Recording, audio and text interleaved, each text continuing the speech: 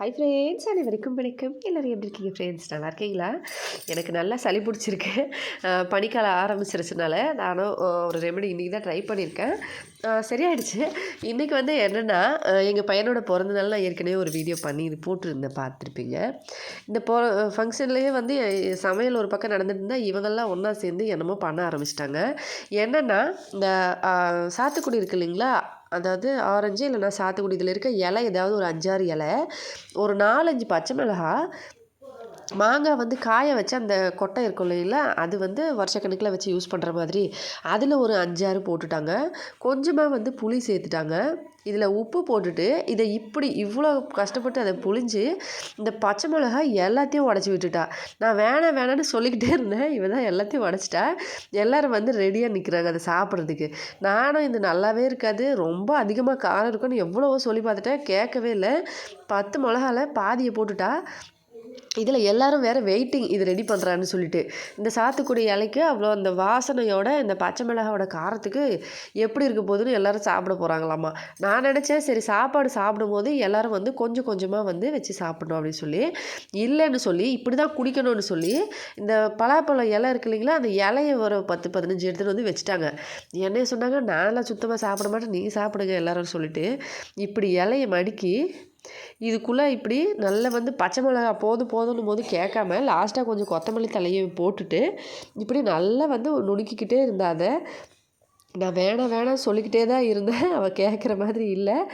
எல்லாருமே பிடிப்பாங்க. இன்றைக்கி வந்து பையனோட பிறந்தநாளில் எல்லாருமே ஒன்றா சேர்ந்து தான் சமையல் பண்ணிகிட்ருக்கோம். அதனால் எல்லாம் இங்கே வந்து அந்த இலையை கொண்டு வந்துட்டு அந்த மாங்காய் கொட்டையெல்லாம் இருக்குதுன்னு சொல்லி இதை ஒரு ஃபிஸ்ட் மாதிரி பண்ணலான்னு சொல்லிட்டு பண்ணிகிட்ருக்காங்க. உப்பு போட்டு இப்படி பிசைஞ்சு இதை இப்படி இந்த இலையை மடித்து இப்படி எடுத்து அதை குடிச்சிட்டு, ஐயோ எப்படி இருக்குன்னு தெரியல, நல்லா இருக்குது இன்னும் கொஞ்சம் உப்பு போடணும்னு சொல்லி போட்டு அதை நல்லா இன்னும் கொஞ்சம் கலந்து திரும்பவும் சாப்பிட ஆரம்பிச்சிட்டாங்க. ஐயோ பச்சை மிளகா ஏன்ட்டு இவ்வளோ போடுற கேட்டால் அவள் கேட்குற மாதிரி இல்லை. நான் வாய்ஸ் வந்து வச்சலான்னு பார்த்தா, ஆனால் வாய்ஸ் வந்து எல்லாருமே ஒரியாவில் பேசுகிறதுனால நான் வந்து தமிழில் நான் மியூட் பண்ணிவிட்டு நான் பேசுகிறது மட்டும் பண்ணியிருக்கேன். பாருங்கள், வேண்டான்னு சொல்ல கேட்கல. இப்படி குடிச்சிட்டு ஐயோ எல்லாருமே குடிச்சிட்டாங்க. சின்ன பசங்கள்லாம் ரொம்ப அதிகமாகவே குடித்தாங்க. நான் வேண்டாம் சொன்னால் கூட யாருமே கேட்கல. இந்த பக்கம் ஒரு பக்கம் சாப்பாடு வேலை நடந்துக்கிட்டு இருக்கு. எல்லார் வீட்லேயும் ஃபங்க்ஷன்னும் போது எல்லாருமே 4 பேர் சேர்ந்து தான் பண்ணுவோம். இவங்களுக்கு கொஞ்சம் ரொம்பவே வெக்கம்.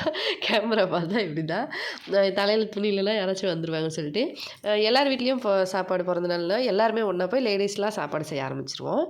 எல்லோரும் வந்து ஒன்றா சேர்ந்து சாப்பிடுவோம். இப்போ பாருங்கள், இதை சாப்பிட்டு முடிச்ச அப்புறம் இவளோட நிலமை இதுதான். நான் சொல்ல கேட்காம பண்ணிகிட்டே இருந்தா.